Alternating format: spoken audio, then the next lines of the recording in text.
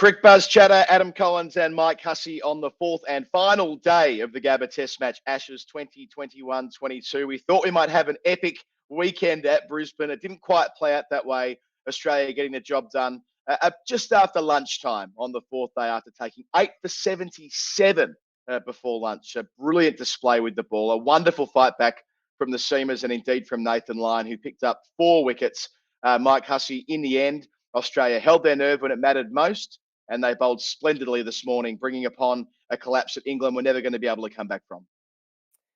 Yeah, it was a pretty amazing day of Test cricket, really, or session of Test cricket, should I say. Yeah, Australia bowled beautifully once again, and unfortunately for England, they couldn't back up the heroics from yesterday, where Dawid Malan and Joe Root batted magnificently to get England into a position where they could potentially put some pressure on Australia. But yeah, as I mentioned, the Australians came out in a calm, measured manner, executed brilliantly, and the luck went their way today. You know, it started well with Nathan Lyon picking up his 400th Test wicket.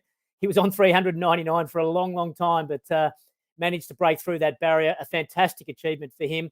And then I think that his confidence grew from there, and he managed to pick up 3 more wickets, in that session, well backed up by the other bowlers as well. I thought Cameron Green actually stamped his authority on the Test match with the ball as well, bowled beautifully, picking up the huge wicket of Joe Root. I know he would have been desperately disappointed, Joe Root, to get out in the 80s and not be able to get over his little hurdle of scoring 100 on Australian soil. But he's going to have plenty more opportunities. And so, yeah, the Australians will be absolutely delighted with winning this first Test match and taking a 1-0 lead in the series. Yeah, 3 for 11 was the collapse at the start of today for England. We talked a lot about the importance of the first 10 overs before the second new ball, thinking it might be a little bit of the phony war period where both sides would be just sort of feeling each other out early on the fourth day, not trying to make a mistake. But Malan and Root, as you say, lovely delivery there from Cameron Green, finding the outside edge. Nathan Lyon getting his 400th wicket. Once he cleared that hurdle, as we foreshadowed yesterday on the show, Mike, it got a lot easier for him. And then Australia got the wind at their back. They got the momentum they required. So really charged through the middle and lower order. There was limited resistance from England as Australia just steamrolled through them, really. You look at the fall of wickets there, and how limited the contributions were, with perhaps the exception of Josh Buttler. And even he was out pushing at a ball he should have been leaving, from Josh Hazlewood. The fact that Hazlewood bowled was a positive for Australia. It wasn't entirely clear how he was going overnight, but he was back and doing a good job. Cummins did his bit, as he always does, getting rid of Ben Stokes, the all-important Ben Stokes. But let's go straight to Nathan Lyon, a man you've had a lot to do with over the years, Huss. Indeed, back in 2013, when you retired as a Test player, you gave him the team song, which is such a massive part of Australian cricket folklore in the last 30 or 40 years. Talk us through the young man you found when he joined the Australian dressing room and the way he's matured splendidly over the years.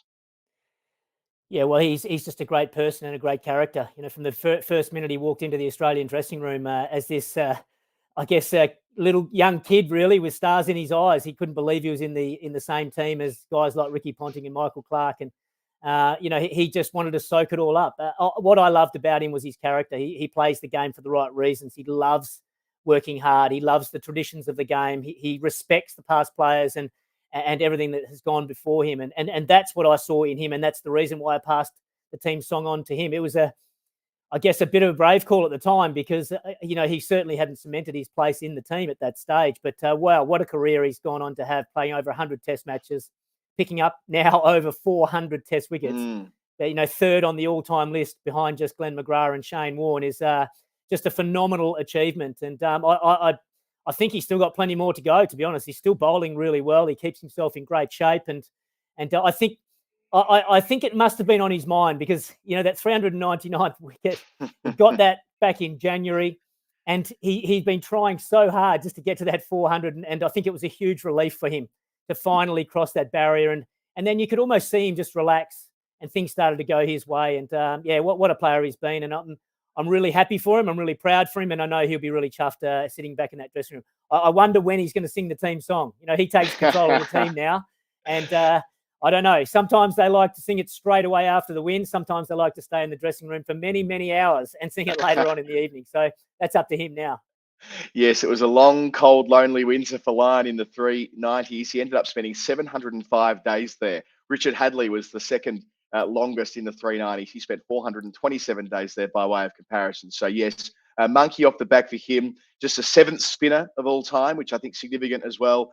And as you already mentioned, the 3rd Australian, and probably at least another 100 wickets in him, I'd imagine, provided he stays fit. That drift he was able to create today was a massive part of it. We spoke to him on our radio broadcast about that after the game, about the idea that he is able to threaten both edges at the moment, which is such a big part of being a finger spinner in Australia, is extra bouts and being able to threaten both edges. So well played, Nathan Lyon, joining that exclusive club, 400 wickets today and a 4-wicket haul in the second innings for England.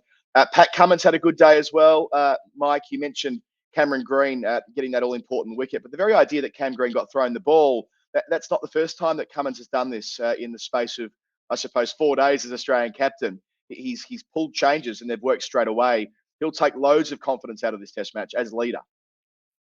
Oh, I think so. It pretty much went to plan and perfectly for Pat Cummins. It was a great start to his Test captaincy career, I think. But, as captain, yes, tactically you can pull the right reins, but you need to be backed up by your cattle. And I thought Pat Cummins was supported brilliantly by his team. They all executed their skills. It seems like there's a real clarity in that team at the moment, how they want to go about it. Every player knows exactly what his role is in the team. And there's also a relaxed and calm feel around the team as well. Even we were speaking to Nathan Lyon before the day today, and there was no panic or anything like that. Even after England had such a good day yesterday, fighting back into this Test match, and that partnership between Milan and Root threatening to take the game away from Australia, coming into today, Pat was just not stressed at all. He was calm. He was just saying, let's just be focused. Let's just execute our skills and we'll be fine. And I think that's going to be really important because there's that much pressure and anxiety around Test match cricket as it is. You're going to get into some dodgy situations, but he seems very pragmatic and in control, even when things are not quite going to plan. But I thought he rotated his bowlers really well. I thought his tactics were really good, and he was very, very well supported by his team. Interesting you mentioned those lines of communication. Travis Head raised that when he was named as player of the match, that he had clear instructions from Pat Cummins. He knew exactly what his role in the team was. We spoke about how fluently he batted, but yeah, that he put a lot of the praise back onto his captain, Pat Cummins. And I suppose it was out of those two for player of the match. The panel went for Head. There probably was a case for Cummins. Where did you land on that one, Mike? Yeah, it's a good one. I went for Travis Head just for the way he took the game away from England. I know there was a lot of groundwork done earlier in the day by David Warner and Marnus Labuschagne. I thought their partnership was just instrumental for Australia, and it enabled Travis Head to be able to come out and play with a lot of freedom. But there was a little clutter of wickets when he first came to the crease, and he just backed himself, and he just played outstanding cricket. He was under a bit of pressure himself coming into the Test match because there was a lot of talk about should it be Head, should it be Khawaja, but he just played as though he'd been playing for 100 Test matches. He backed himself. He plays his best when he's playing positive cricket, and it really came off for him. I think Pat Cummins was absolutely superb as well. Don't get me wrong. I'll give him 2 votes, but he did have some very good conditions to bowl in, Pat Cummins, particularly on that first day when the ball was moving around a lot. He got the rewards with 5 wickets. He bowled very well again in the second innings, but it wasn't an easy pitch to bat on. And I think the innings of Travis Head, it really was the one that sort of, really turned the table in Australia's favour. Yeah, ultimately the final selection was between Head and Khawaja. It's entirely possible Khawaja will play next week if David Warner doesn't recover from his rib injury. He was whacked on the ribs by Ben Stokes on day 2. He didn't bat today. Alex Carey walked out with Marcus Harris to knock off the 20 runs Australia required for what ended up becoming a 9-wicket victory, with Carey caught behind by Ollie Robinson just before the end. So watch this space on Australian selection. They've got 5 days before the Adelaide Test match. Whether Warner recovers from bruised ribs or not, I suppose time will tell. Okay, Mike, to talk about England, we better go into the hotspot.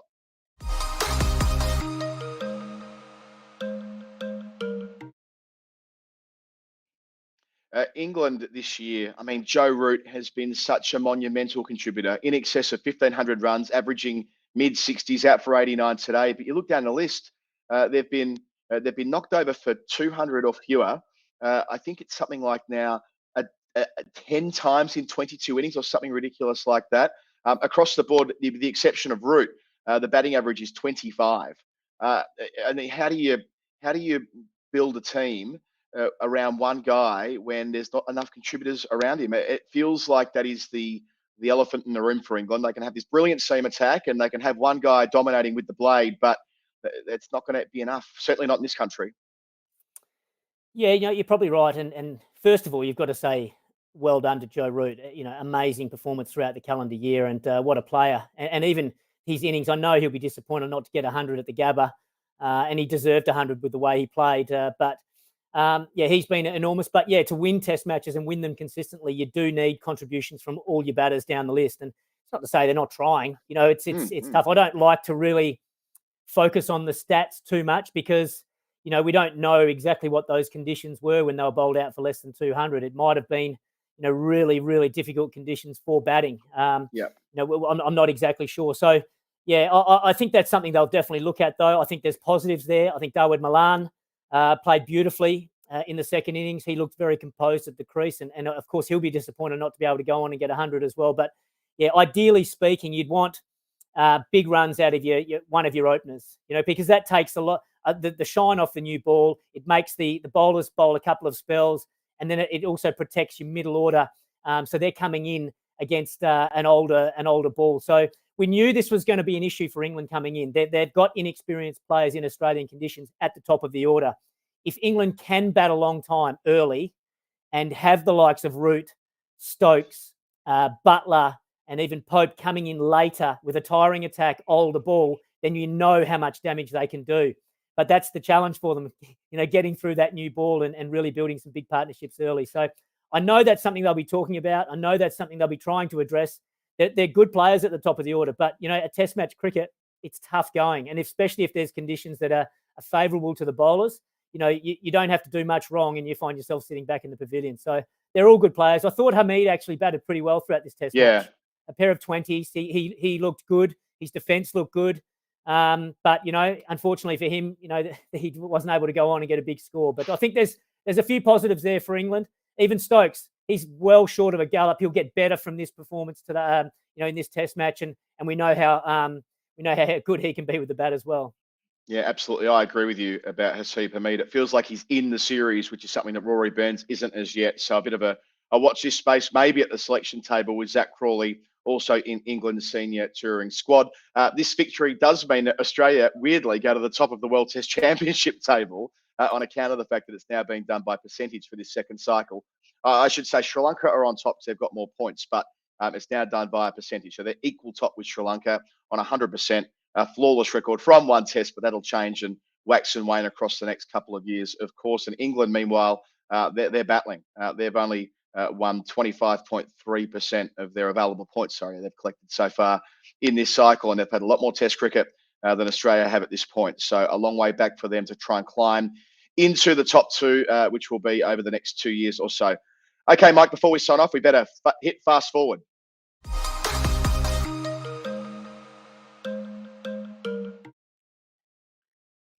Some pretty big news that came out before play today, Mike. There will be a second pink ball test match in this series, which we did know, but it's been confirmed. We're all going to Hobart for a week. We all love going to Tasmania. What a beautiful part of the world. But for the first time, an Ashes test match will be played at Hobart in Tasmania, Bellerive Oval. Of course, a day-night test match next week at Adelaide Oval as well, which will now be a dynamic at the selection table and the way that the squads rotate through their fast bowlers especially. But who would have thought 10 years ago there'd be two day-night test matches in an Ashes series? Yeah, I think it's absolutely fantastic. I really do. I think Cricket Australia have done the right thing by putting this fifth test match in Hobart. There was a lot of speculation and discussion about whether they should play a second one in Melbourne or Sydney where you can get a bigger crowd. But Cricket Australia, it's a cricket federation that represents 6 states here in Australia. And so each of the states gets an opportunity for a test match. Western Australia couldn't host for other reasons. So, there's one state left that hasn't got one, that's Tasmania. So I think they've done the right thing. And I think it's going to be a fantastic spectacle. Day-night test match in Hobart. It's a beautiful part of Australia. Yeah. It's been the scene to some wonderful cricket games over the years and some famous test matches. I think back to when Adam Gilchrist and Justin Langer famously won a test match for Australia against Pakistan down there, chasing an unlikely total. So, that just bounces out to me already, but Kumar Sangakkara making a 190 odd against Australia down there in a test match as well. There's been so many wonderful moments down there, and I'm sure that this test match will be a great spectacle for the Ashes, and I'm really looking forward to it already. A wonderful moment. I remember down at Bellerive as a younger lad was watching a guy called Mike Hussey make his first Test century there in 2005 as well. Remember it well. In terms of squad rotation, the Adelaide Test next week, England specifically, let's assume Burns gets a leave pass for next week. They're not going to make a change at the top of the list. But Anderson and Broad, well, they've both said publicly they're going to play. Now, if they both do play, let's assume they do. How do you play that? I mean, Robinson was exceptional. Mark Wood offered something different with his raw pace. Jack Leach was taken to the cleaners. Might it be the case they'll go with four seamers, the two experienced men of Anderson and Broad, complemented by Wood and Robinson, something like that? Yeah, it's going to be very interesting to see how England go about their next squad. I don't think they'll be jumping to any conclusions just yet. They'll want to get to Adelaide, assess the conditions, and try and see what the best combination is going to be for those conditions. You know that they've said all the way through that they're going to have managed bowlers. They're going to try and pick the best bowlers for the conditions. So Adelaide, in the past few years in day-night Test matches, has been one of the fastest and bounciest pitches in the country, and the seamers have done pretty well. So, having said that, Nathan Lyon's actually done pretty well in Adelaide as well. So Yep. there'll be a lot of discussion over Jack Leach's position in the team. I think the tactics from the Australians were very, very clear to go hard and hit Jack Leach out of the attack. And I don't know if that'll scare England selectors and sort of make them or think about making a change there. I think they'll have to consider that because unfortunately for Jack Leach, he didn't have any impact on this first Test match. Generally speaking, Adelaide under lights is more favourable for the faster bowlers. So I think they'll seriously consider one change there. From that spin bowling department. The other one, I don't know. If Anderson and Broad both come into the team, it's going to be very interesting to see who they leave out. They'll probably just have to see how all the bowlers pull up. I had a quick chat to Mark Wood before play today, and he said all the bowlers are really stiff and sore. They've had to work extremely hard during this Test match. It's not easy. Hot conditions in Brisbane. They're going to have to recover quickly. There might be a niggle or two there, but I think England, they'll be a better team for that second Ashes Test match in Adelaide by having the likes of Stuart Broad and Jimmy Anderson in their team. So I guess we'll just have to wait and see when we get closer to. But I think it's exciting for England to have those two big guns back into the team. Yes, all ahead of us next week at the beautiful Adelaide Oval. Day-night Test match, Ashes Test match. The Australian squad will be fairly clear. I'm sure they'll be unchanged if they can be. If David Warner forces a change, they've got a ready-made opener in Usman Khawaja, but I can't fathom why they would change the three quicks at this stage. Maybe they could consider rotating Jai Richardson or Mark Wanisa. Mark Wanisa took 5 wickets for Australia A against the Lions yesterday, and Richardson was the formal 12th man this week. But I suspect they'll, to use an expression, dance with the one that brung them and go with the bowlers who've been so dependable for them in recent years. Of course, we'll be here on Cricbuzz Chatter throughout the course of this entire series. Thank you, Mike Hussey, for being part of it this week. Make sure you keep following what we're doing on the Cricbuzz social media handles. And yes, can't wait to be with you as well, Huss. We'll be off the screens and we'll be standing next to each other at Adelaide Oval next week. This has been Cricbuzz Chatter, Australia, massive victors by 9 wickets at the Gabba.